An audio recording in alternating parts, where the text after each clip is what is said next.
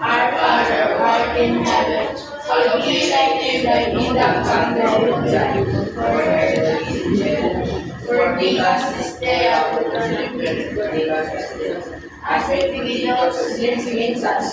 Do not bring us to test, but deliver us from evil. The Father, the Son, and the Holy Spirit. So before you sit down, arrange your chair properly and pick up the pieces of paper under your chair.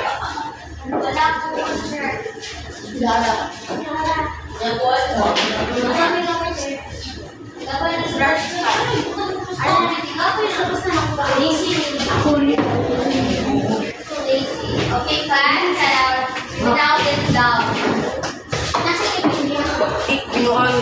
So I will introduce myself. So my name is Miss Angel Calderon, but you can call me Teacher Kate. So again, good morning, class. Good morning, Teacher Kate. Okay, so in this class, I have some classroom rules and regulations. So first is listen to others. Then second, raise your hand if you want to answer. And third, be respectful to your teacher and to your classmates. Listen down. Then next, follow directions. And last, always do your best in class. So now let's check your attendance. So who is absent today? Eden. So anong absent na siya? Ha? Okay, so Dion, who can recall our last discussion? It's all about what? Water forms, land forms. Okay, very good. Give 3 claps. 1, 2, 3. So now let's have an activity. Let's sing a song entitled The Soil and the Ground in the Tone of the Wheels on the Bus. So, kaya ba naman mo sa tunos sa The Wheels on the Bus, no? Okay, so now, katahon na to ang The Soil and the Ground. So, ano na siya, class? The sun and the soil feels rock, rock, rock, rock, rock, rock. Okay, everyone, let's sing. The sun and the soil. Okay, everyone sing. The sun and the soil feels rock, rock, rock, rock, rock, rock, rock, rock, rock. The sun and the soil feels rock, rock, rock. Our earth is the water class. The cell and the soil and smoke and smoke, salt and smoke, salt and smoke. The cell and the soil is salt and smoke. It holds the water well. The humus in the soil is dark and rich, dark and rich, dark and rich. The humus in the soil is dark and rich. It allows the plants grow. Okay, you may now sit down. So, what have you observed in that song? So, let's talk about what? Yes? Pwede? Another.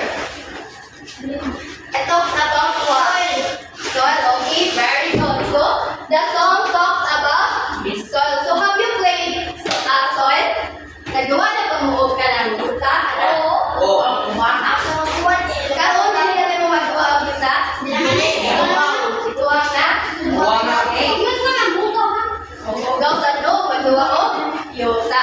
So, what do you know about soil and its components? Kaya ba mo sa mga components sa soil?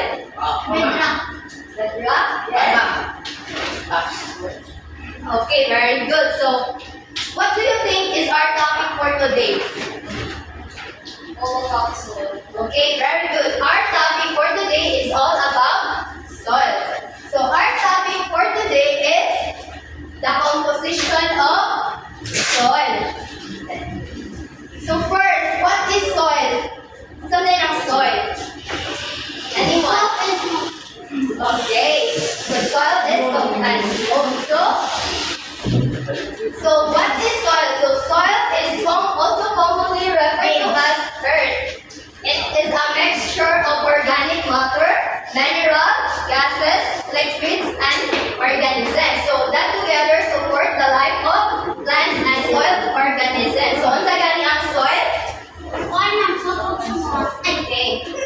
So, ang soil di ay kay man siya ang nag-support sa life sa plants o sa mga soil organisms. So, ang example sa mga soil organisms kay mga bacteria, fungi, ang mga worms o what and insects. So, components of soil. So, ang soil kay na siya ay upat ka components. So, the typical soil consists of approximately 45% minerals, 5% organic matter, 25% water, and 25% air. So, here is the diagram of the components of soil. So, pila ang nasa minerals na percent? 45. Sa organic matter? 5. Yes, sa air? 25. Yes, sa water? 25. Okay, si air o si water kay same lang o approximately. Then, so what is mineral? So please read everyone. These are the tiny particles of broken down rocks that give soil its texture. So ang minerals kay mga broken parts na siya sa mga kanang rocks, kanang mga gagmay dito nga buwak-buwak sa bato. So these are the three main types of minerals particles. So first, unsa man ang first? Clay. Ay, sand. Okay, please read everyone. Large and tiny particles that break water quickly. Okay, next. Silt. Medium-sized particles that holds water wet. Clay. Tiny particles that hold water tightly and are good at holding nutrition. So here is the example of sand. So, kanang itong bas sa kuan, dagat, mo na siya ang sand. Then ang clay, kasagaran ang clay kay mo na siya kanang green, ya kanang kasagaran kanang color ano niya kay may pagka red. Dayon ang stout kanang pino na yuta. So next, read everyone. What is water? This is decomposed non-animal materials like leaves, roots, and dead insects. It helps improve soil structure, water retention, and nutrient content. Humus is a staple well-decomposed form of organic matter. So ang organic matter kay mga decompose na siya sa plant and animals. So like kanang mga dahon, kanang mga lala nga dahon niya, mga kanang tahi pa lang sa babaw, sa kanang bangka or sa kanting. So here is the example. So kani, di ba kani siya, ito, sa first picture, ito, ganang, ato bitaw tawag o buwan, tambok nga, so nanay siya yung mga buwan, decompose nga, buwan sa leaves, kaya sa dahon niya, kanang mga sabon mga tayo sa pollen. Ang humus, so for kani mo na example sa humus ganay ang yuta kanay mga buwan sa or sa what? So mo na siya makapatambok sa yuta. Very good. So next, red. Read everyone. So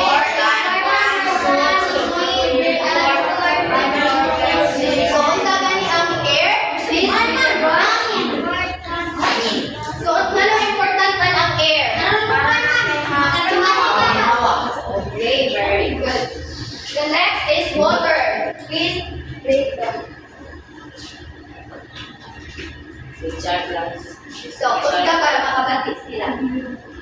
Ano mo baro? Essential for plant growth is always things and So, ang water niya ay essential for plant growth, dissolving nutrients, and transporting them to roots. So, ang water ngayon yung kalimamubo sa tanong dito na siya sa man. Ugat. Okay, very good. So, unsa ganito ang upat ka components sa soil? air, sun, Air, water, sun. okay, sa na siya ang three main types sa minerals. So, ang four components sa soil kay organic matter, minerals, air, and water. So, pila ganito ang percent sa minerals? 45. Sa organic matter, 5. yan sa air, 55. and sa water, 55. Okay, very good. So, now let's move forward to our application.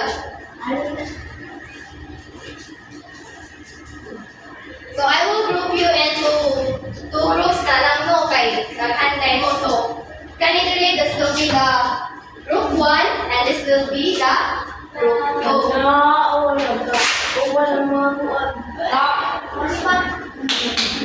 Bangon na ako si Kuya.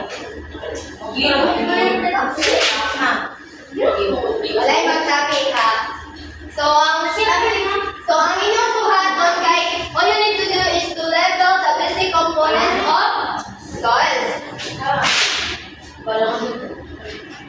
So, pagkuha naman sa inyong group, cooperate with your group guys.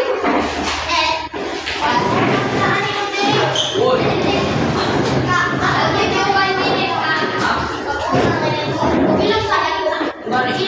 So, at dapat each group, so dapat tanagpoy mo, suwag diri sa atubangan. So, yung man siya. Are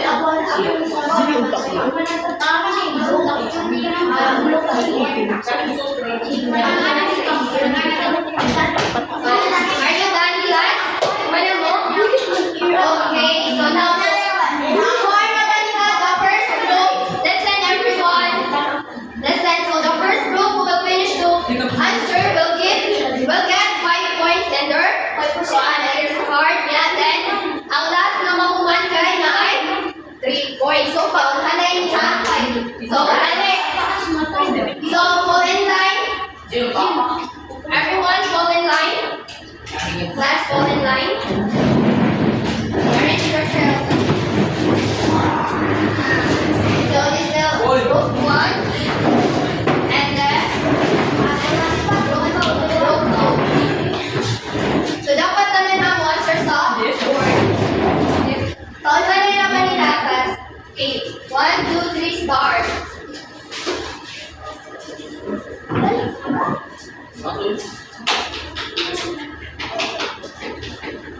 Here's the answer. Ulit-ulit ang answer.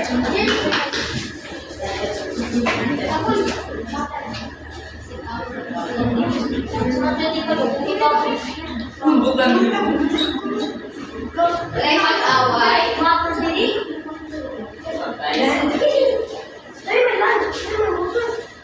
Pwede ninyo buntong sa iyong ang ikon sa inyong kaupan. Pag tinapangay class.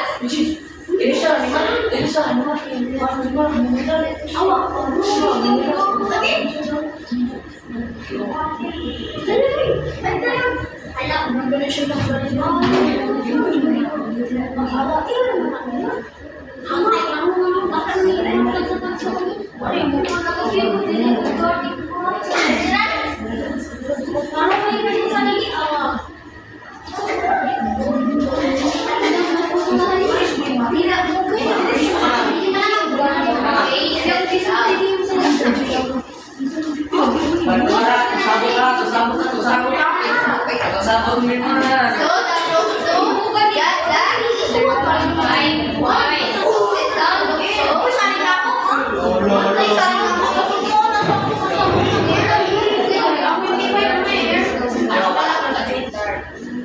So, for group 2, so why is some components of soil important for gardening? Ano important din ito? Patubog pa dayon? Another? Bagayan dahon? Ano importante man ang upat kabog sa pag-garden? Yes? Matayan tayo mag-oil with water. Okay, very good. So, importante din siya ang upat ka components sa soil dahil naman para uwi ang puno o matag o nutrients. So, how about sa group 1? Why is soil components important for gardening? Importante na para sa mga environment wala kay. Okay, very good. So another question. So why is water important for our daily lives? Ano importante man kuno ang tubig sa atong kinabuhi mga tao malay. Paano? Ikaw, Eric, ikaw? Kaya kung wala kay, hindi na kami nanay magbuhat. Kaya, sir? Tama na. Okay, so water is important to our daily life because it transfers nutrients and oxygen or para sa atong digest tarong. So let's check your answer. So, unsa may ang kuan? 5% sa components. Okay, mineral. Ay, organic matter. So, organic matter dire. Then, ang 45%, minerals. Then, air and water got 25%. Di ba? Okay naman ko sa airport. Di ko ito sa gabi ko lang. Okay na niya siya pagkabali-bali kasi wala na siya nga 25%. Wala na siya magdepende sa color sa nasa diagram. Okay, give your fun. Everyone, give yourselves 5 claps. Yeah, 1, 2, 3, 4, 5. Okay, now for your assessment, listen everyone. Read each statement carefully and circle the letter of the correct answers. Oh, what is it? Ako lapit. Na, anak kayo mo. I'll give you 5 minutes to answer. Diyan. Tapos. Derwin, answer mo. Ay, ano kay Lapis? Answer na rin mo sa papel. Wait,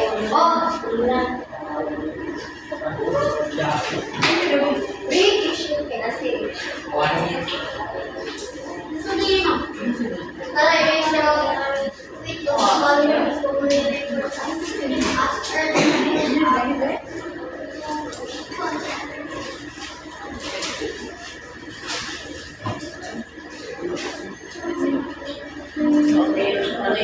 Diyan sa'yo yung mga ang talaga.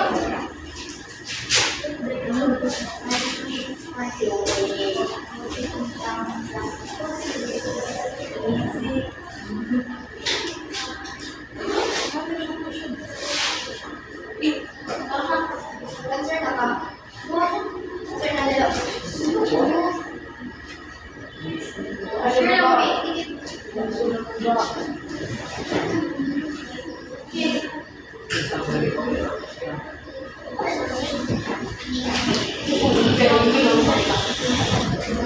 Wala na yung masing copy mag-answer.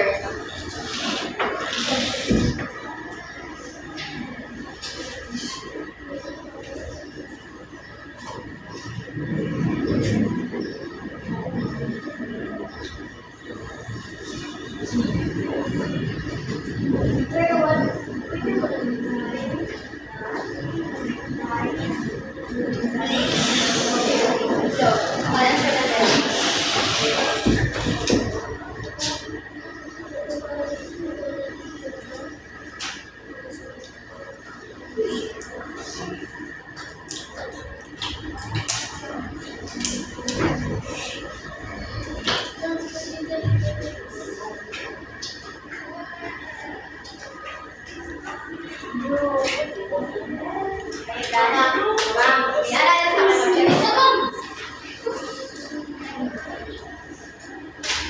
Wala yung sabi ako gumana.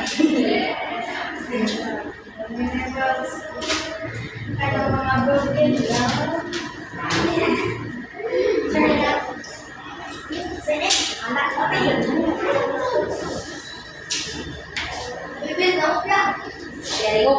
Ang gumana din yung magsabi.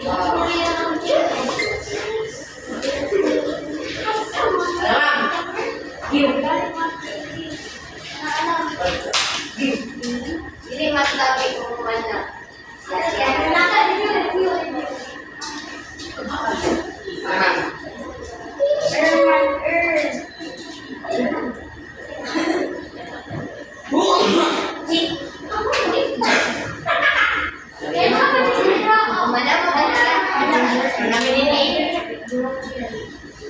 Kumana?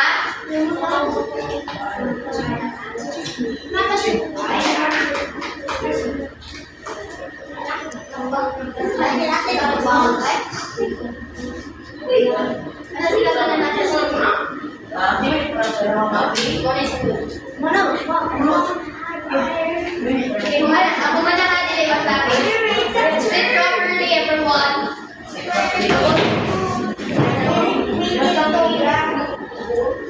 Mana?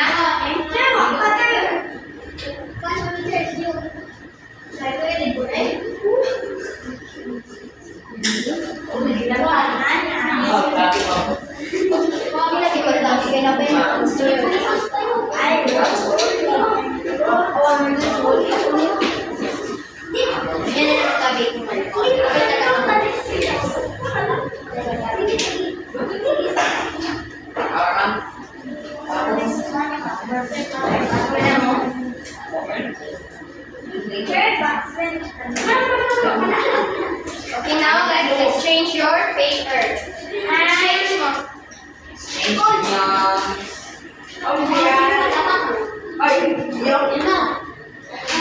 Nag-exchange na mo? Okay. Number one, read everyone. Please. Gadungan tanan. Okay, balik. One, two, three, go. Read.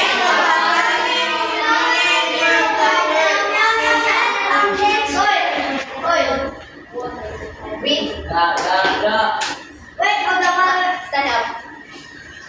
Ano mo magbasa?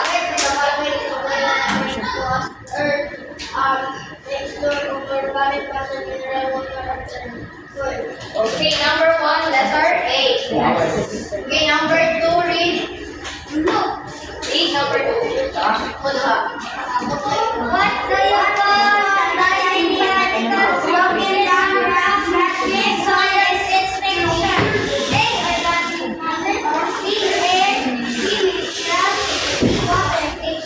So the answer is my number two is letter C, minerals. Okay, number three. Bakado. Ang answer is number three. Part of mineral. Component C ang answer. Part of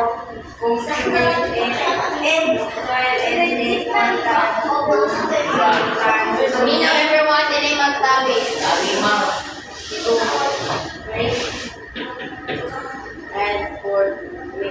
Microorganisms drives.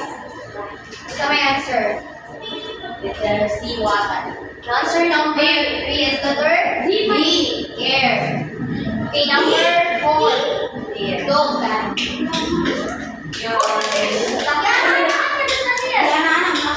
Listen, everyone.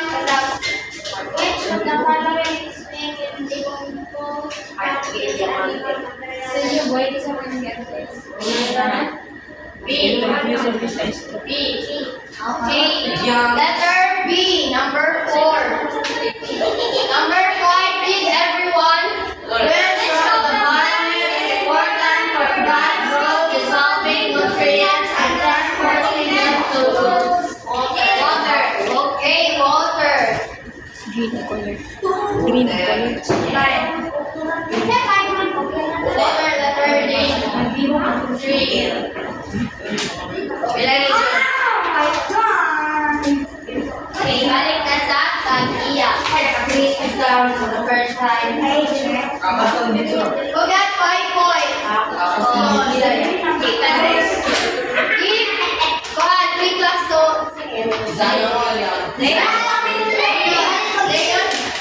Okay, give 5 points. 5 class. 1, 2, 3, 4, 5. Who got 4? Okay.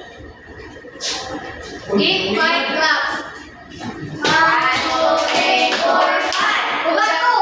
1, who got 2? 3. Give them 5 class. 1, 2, 3, 4, 5. Who got 2? Bilang mo, adik. Alam sa amin. Okay, class, give yourselves 5 class. 1, 2, 3, 4, 5. Good.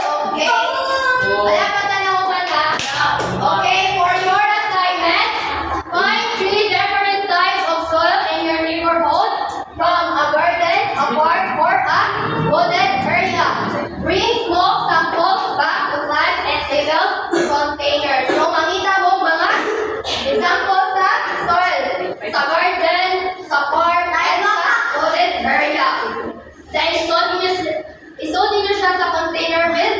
Plain bell.